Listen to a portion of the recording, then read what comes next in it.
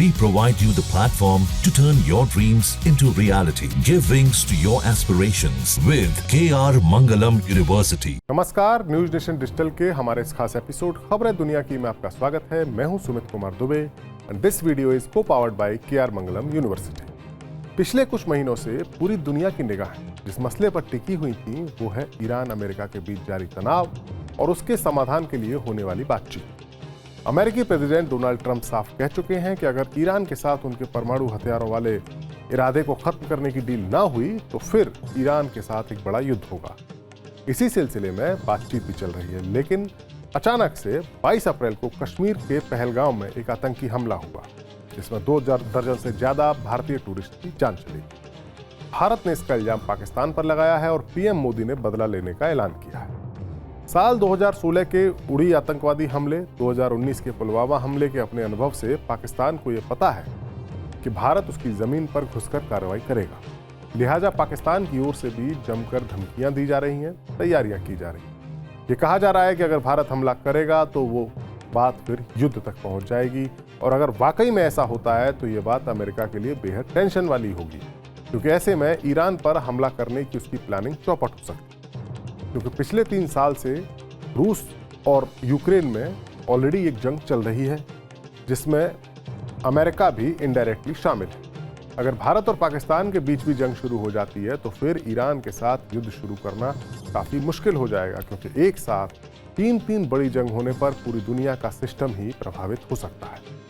लिहाजा अब अमेरिका ने भारत को नसीहत दी है कि वो ऐसी कोई कार्रवाई ना करे जिससे कोई जंग भड़क जाए।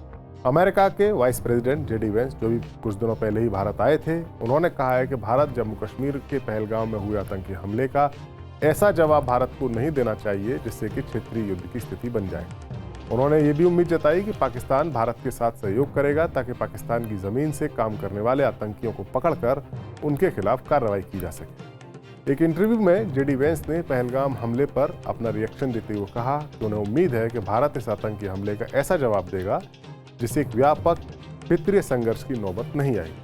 उन्होंने कहा कि हम ये भी उम्मीद करते हैं कि पाकिस्तान किसी न किसी रूप में इसकी जिम्मेदार अगर है तो भारत के साथ मिलकर आतंकियों को पकड़ने और उनके खिलाफ कड़ी कार्रवाई करने में ऑपरेट करेगा।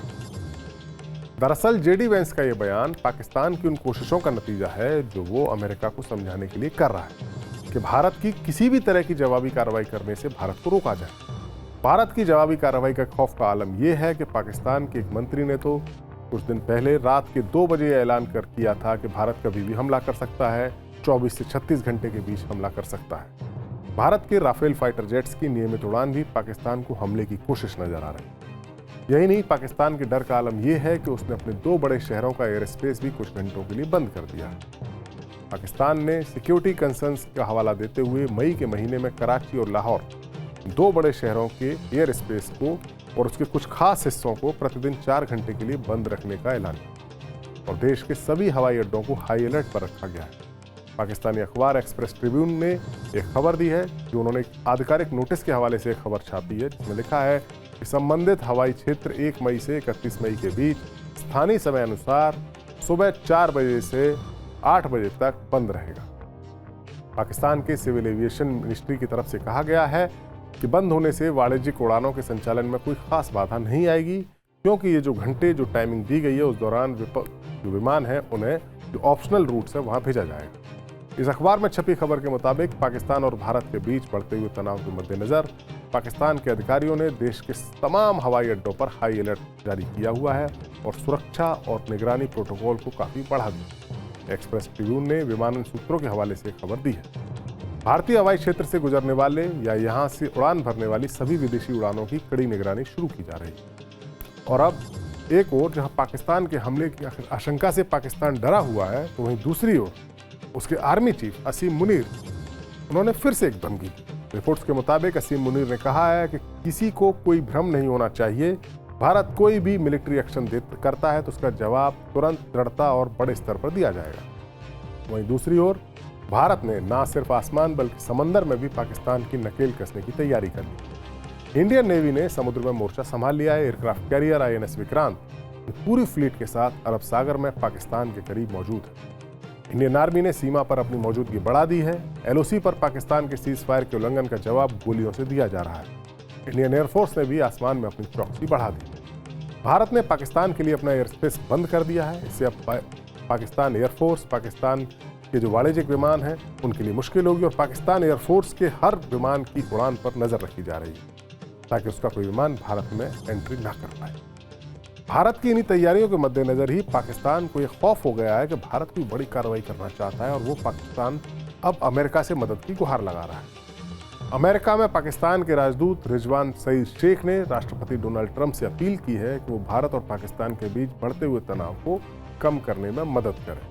उन्होंने कहा है कि दुनिया में शांति लाने की कोशिश कर रहे ट्रंप के लिए कश्मीर भी कोई बड़ा संकट नहीं है।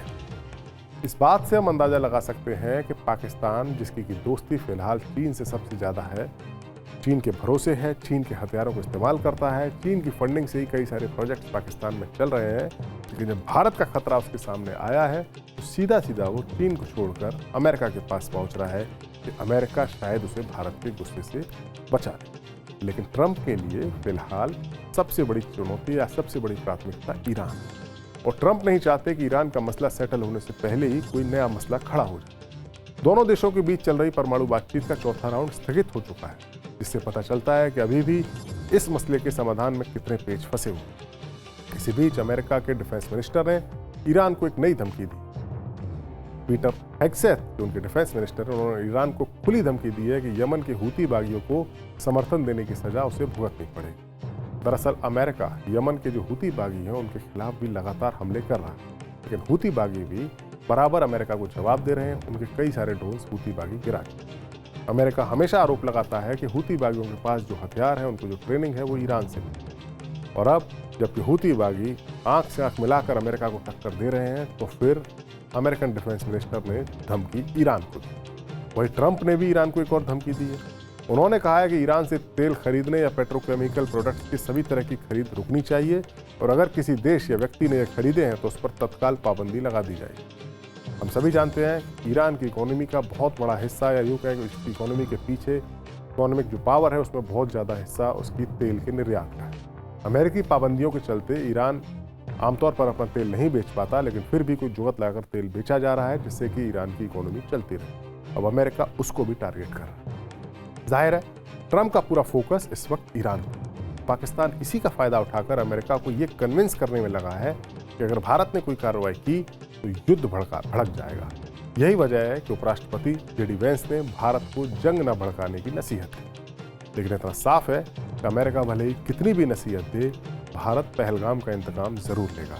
अब देखना यह होगा कि भारत पहलगाम हमले का बदला किस तरह लेगा, आर्मी के जरिए, एयरफोर्स के जरिए या इंडियन नेवी के जरिए।